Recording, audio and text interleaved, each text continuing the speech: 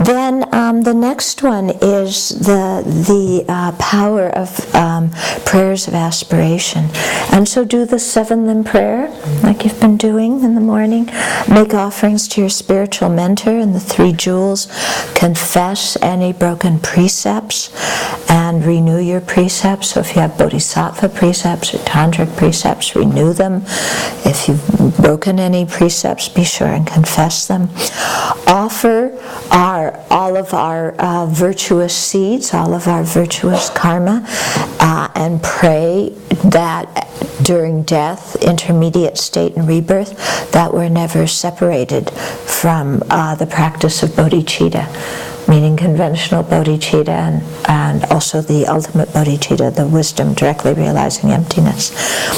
And make very strong prayers of aspiration, always to be guided by a completely qualified Mahayana guru, and to, be able to recognize that person. And usually, we dedicate for enlightenment, but especially at the time we die, and also during our life, we should dedicate to have a good rebirth, because we need a good rebirth in order to continue practicing the path to enlightenment. So even though enlightenment's our final goal, it's difficult to practice if we have an unfortunate rebirth. So it's very important to pray to have a precious human life, or be born in the Pure Lands, or somehow to be able to meet the Dharma and have the capabilities of practicing it. Okay?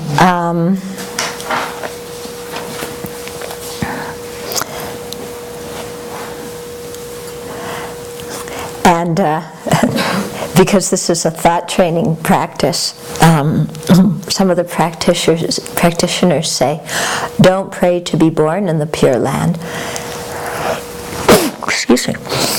Instead, generate bodhicitta and do the taking and giving meditation and take on the suffering of others. Okay. So then the third one is the power of destruction.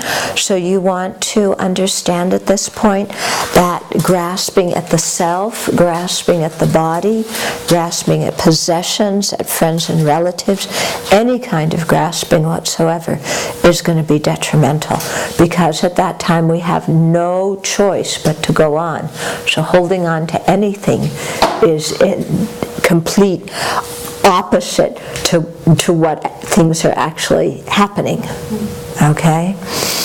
So it's important to really see that clinging and craving, that grasping at a self, grasping at the body as mine, that all these kinds of things are thoughts that are our enemies, and so not to follow them when we die. And I remember Lama Yeshe, when he was teaching us this, he said, the body and not mind don't need to be grasped at. They don't need grasping. Body and mind don't need grasping. Yeah? So don't grasp. Okay? And then make a strong determination not to let our body, speech, and mind be under the control of ignorance, anger, and attachment. Okay, continue to purify karma, do the Vajrasattva, and make strong prayers to be born in a place where the practice of bodhicitta and mind training exists, and where you can learn it and put it into practice. Okay, but this is the time when you're really seeing the self-centered thought and the self-grasping ignorance as the enemies. Okay, and so really having a very, very strong determination not to follow them. Okay, because you can see that we follow them so easily when we're alive, and then just habit will do it at the time of death. But it really becomes quite painful if we die with a lot of clinging and grasping. And also, it makes for a not very good rebirth, because when there's a lot of clinging and grasping, then it's easy for anger and attachment and resentment and all these kinds of things to come up. And depending on the thought we have when we're dying, that will influence what kind of karma ripens. So we want to make very sure that when we're dying, we have a very wholesome thought in our mind. And similarly, when we're with other people who are dying, to encourage them to have wholesome thoughts, because that really is a chief factor in what karma ripens. Okay, then the fourth one we practice is the power of motivation. So really setting a strong intention to practice the two bodhicittas at death, intermediate stage, and rebirth. Yeah.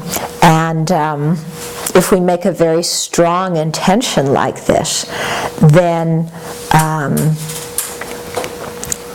or put it this way, if we practice very well during our life, constantly generating bodhicitta, then it's easier for it to arise at the time of death. And if we have a strong thought of bodhicitta, at the time we're dying, then we're going to die really happy.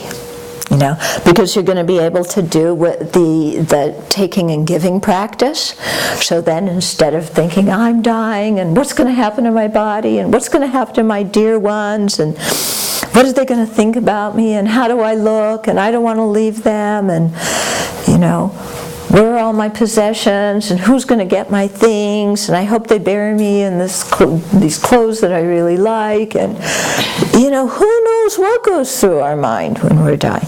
Instead of all of that, meditating on the taking and giving practice. So this moves into the fifth one, the power of familiarization. If we practice taking and giving a lot when we're alive, then when we're dying, it's very easy because of familiarization, to practice taking and giving. And then when we do that, then we're not focused on our own suffering at all. We're completely, if we have suffering, then we say, may my suffering suffice for all the suffering of other living beings at this time. And so we imagine taking their suffering and using it to destroy our self-centered thought. And then we imagine giving our body possessions and virtue. Giving it so that it becomes whatever other living beings need, and imagining they receive that and that they're free of suffering. So if you do that kind of meditation at the time of death, wow, you're going to feel really good, and there's not going to be the pain of the self-centered thought, and you're going to feel like what you're doing is really useful and beneficial, and you're going to feel connected to people. You're not going to be afraid of what's going to happen to you. We're just going to be able to die. Then also the power of familiarity, being familiar with emptiness. And so really knowing not to grasp, meditating on emptiness. There is no concrete person here who's dying. So there's nobody that I need to worry about. There's no inherently existent person when I was alive, and there's no inherently existent person when I'm dying, and there's no inherently existent person that's going to get reborn, so I don't need to worry about what's going to happen to some concrete person that I think I am, because it doesn't exist. Things are simply dependent arisings. And so then, you lie down in that position, and you do taking and giving, and you meditate on emptiness, and you make a strong determination. Whatever appearances come in my mind as I'm dying, or whatever appearances in the bardo, whatever appearances in the next life, they're all just appearances. None of them are concrete things. With their own inherent nature. They're just appearances to the mind. And so in that way, you let go. It's kind of like, when you're dreaming, you recognize it's a dream, so then you don't get all involved and caught up in it. So same way when we're dying, whatever appears to the mind, we don't get involved and caught up in it. and we just let go. And Lama Yeshe made this beautiful analogy of like a boat, a bird on a boat, and when the bird takes off, it goes. It doesn't look back to the boat. It doesn't leave a trail behind it. It's just gone. Yeah? So when we die, to be like that, we just go. We're not looking back, oh, I don't want to leave, oh. We're not like, nervous and what's going to happen to me. Yeah, but instead with a very strong mind of, may my future, all my future lives be beneficial for sentient beings. May I attain enlightenment to benefit them. And then with some understanding of emptiness, then, just go. Okay? So that's, a very good way to die if we can do that. If we aren't so well practiced, then at least take refuge in the 3 jewels. Okay, bottom line, if you can't remember anything else to do, you've heard lots of teachings, but you can't remember at the time what you're supposed to do, then at least take refuge.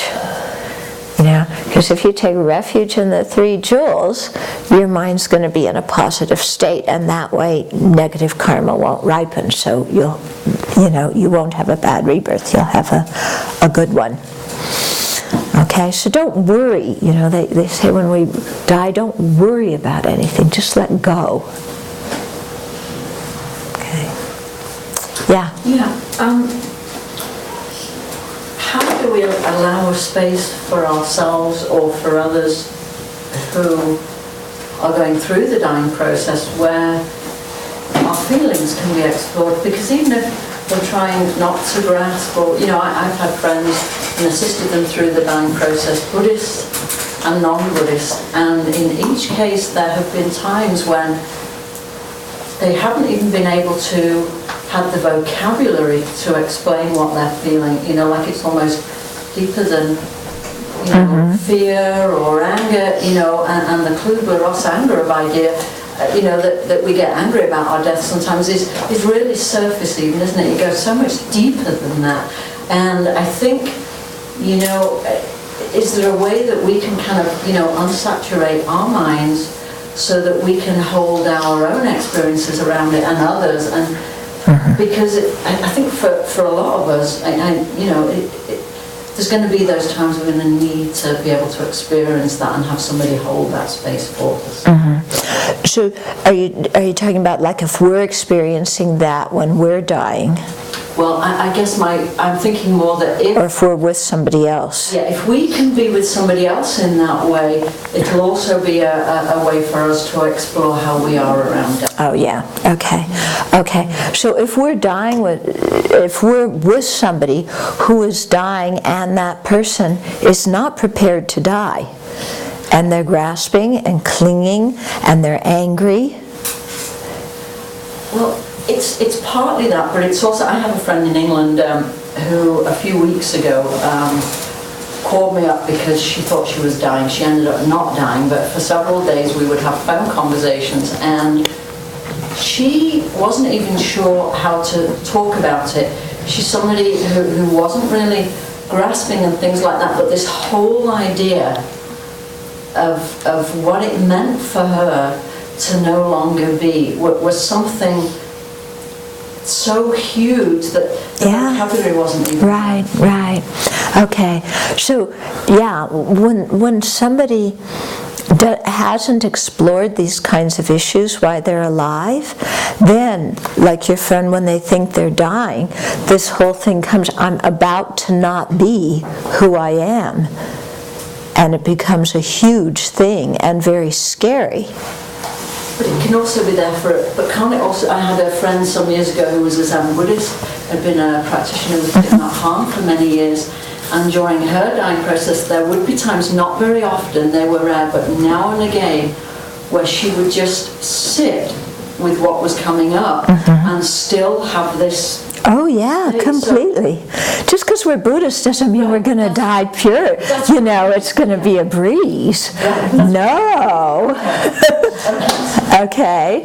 You know, just because you have the label Buddhist doesn't say anything about what your practice is. Yeah. You know, I mean, we can call ourselves whatever we want. We could think we're practicing the Dharma, but when, you know, push comes to shove, we're like, oh my God, what's happening here? Yeah. And so this is the thing, that if we're with other people and this kind of thing is going on with them, we need to just be a steady presence with them and not freak out. And like you said, that, you know, they may not even have the words to be able to express what's going on, but we just need to be steady there and not get involved and taken up by any chaotic emotion. And it's extremely important at that time also to remind the person of the virtuous actions that they've done, remind them of the good things they've done in their life, give them instructions about, you know, everybody's going to be fine, don't worry, just let go. You know, you have love and compassion, go forth, you know, whatever happens after death, just go forth with a heart of love and compassion. You know, if they're Christian, then you talk with Christian language and you say, think of God, and you know, God, you're going into God's heart. And if they're, you know, Jewish, you speak with Jewish language. If they're atheists, you speak with atheist language. The whole idea is that you encourage them to generate love and compassion, to dedicate the virtue that they did in their life and to rejoice at it, and to go forth without any kind of worry and concern, but with a feeling of purpose that they can and will be of benefit to others. And so that pulls them out of their self-centeredness. Okay, if they're a Buddhist, then, you know, you might remind them of their teacher, show them a picture of the Buddha, you know, do chanting, sit and meditate beside them, do all the you know, the different verses out loud so that they can hear. You can, you know, just do your Buddhist practice there so that the person can hear as much as possible. But yeah, I mean, that's how we guide somebody when they're going through whatever they're going through. But we have to be very steady at that point. And I think it's important, isn't it, that people don't die feeling that they've failed in some way, because they do have those emotions, and that's kind of what I was getting at underneath that. Okay, so if you're with somebody who all of a sudden at death time has so much regret, and they feel like they failed and they've let people down, or they've done negative actions, or they really messed things up, so they have a lot of feelings of failure and regret. But that they're not handling it as well, that they're not handling their death, that failure as well, which is a little different, do you see? What, that they think that their death is failure as well? That they're not handling it, even if they've done sure. Just of how they are with the emotions. Yeah, that's exactly it. I mean, when these things arise at the time of death, if we haven't been able to explore them and handle them when we're alive, we're not going to be able to do it at the time of death either. Okay? Or even if you've done it, explored it, and worked with it some of what you're alive, it's not a clear call that, you know, at the time of death you'll be able to go smoothly through all these things. I mean, we see our mind goes wacko at the smallest thing, you know, and we meditate for years trying to calm our anger, and then, you know, somebody does some small thing and we're just like enraged, and we ruminated about it for days, you know. So, I mean, and this happens with practitioners as well, so there's no clear thing that, you know, you're just going to get to dying, and some attachment comes up, but that's okay, you know, forget that, some anger comes, never mind, you know. I mean, this is really why it's so important to practice well while we're alive, because it's much more difficult to practice at the time of death, which is why it can be helpful to have Dharma friends around. or if we're present when somebody else is dying, to be a good spiritual friend to them, according to whatever their spiritual beliefs are. We speak that language. We don't try and all of a sudden, tell them about the 3 jewels when they haven't heard about Buddha, Dharma, and Sangha their whole life. And, they're a staunch something else. You talk according to that. But the basic thing is to calm them, and tell them your life has been useful and you've helped a lot of people and you've been very generous and, you've kept good ethical conduct. And so there's a lot in your life that you've done that's been very good. So, focus on that, rejoice on that. Don't worry so much about these other things. Yeah, you need to be able to talk to them and guide them.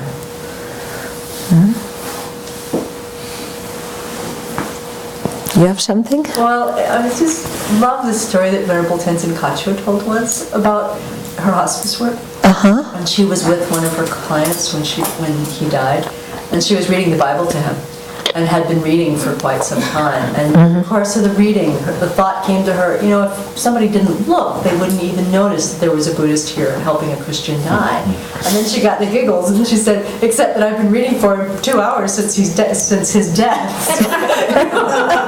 that was her Buddhist part.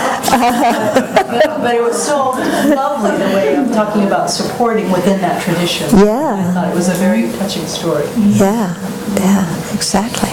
I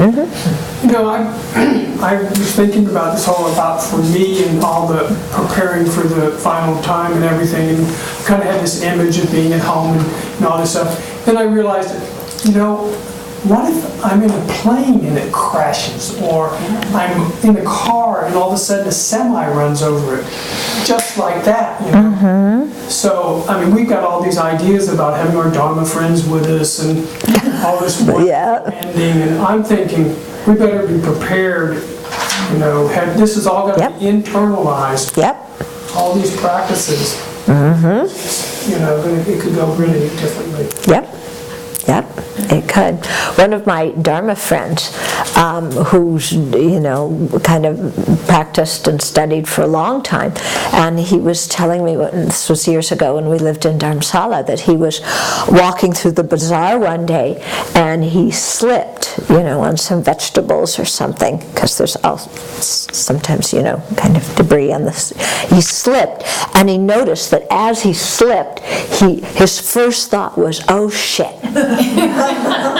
And he said, and it shocked him, because he thought, what happens if, I'm in an accident and this is my reaction to the accident?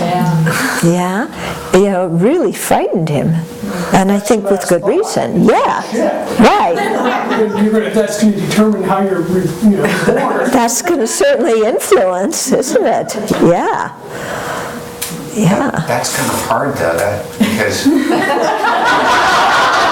it is. It's very hard. I don't know very many people. You're an exception, obviously, but I'm not an exception. I don't know very many people that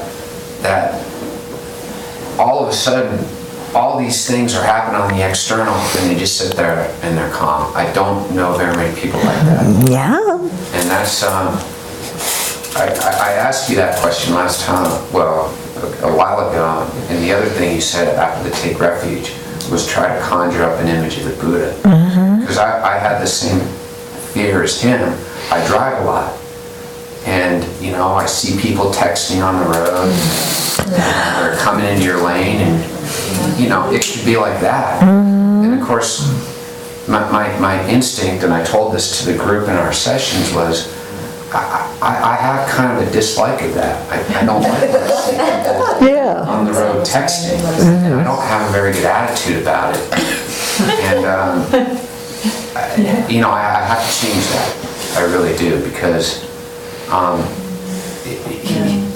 this is exactly right. It'd be nice to have a few hours to be able to do this, or weeks, but it may not be that way. Exactly. Yeah, I mean, you might be asleep. Oh, Yeah. follow up.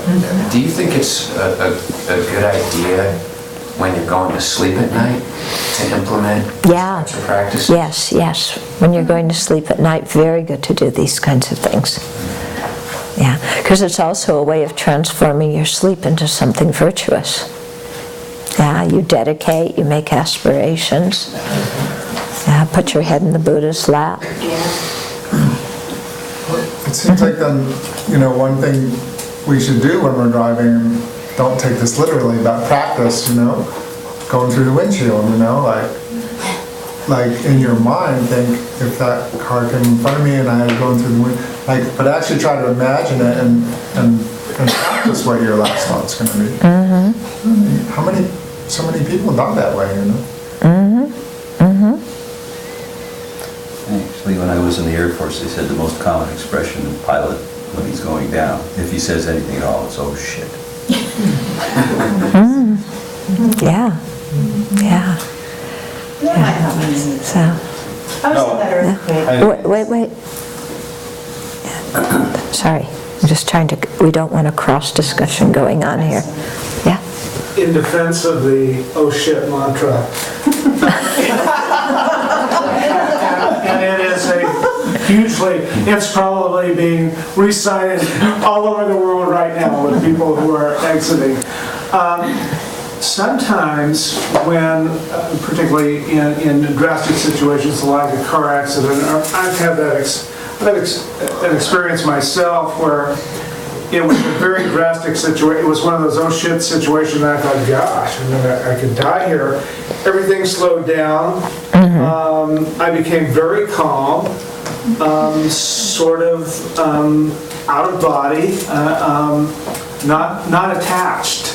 That's not all about it. And if I carried that into my death, that would probably wouldn't be too bad. Yeah, it would be certainly much better than clinging. Yeah. But to remember to generate a positive thought, to remember at the time of death to generate a positive thought. Yeah, it's like, to remember when somebody says something we don't like to hear, to generate a positive thought. Do we remember? So we have to practice remembering. Yeah. So this is also, one of the reasons why when we wake up in the morning, we want to train ourselves to set our motivation. Yeah. So we're just training all the time to set the motivation again and again and again.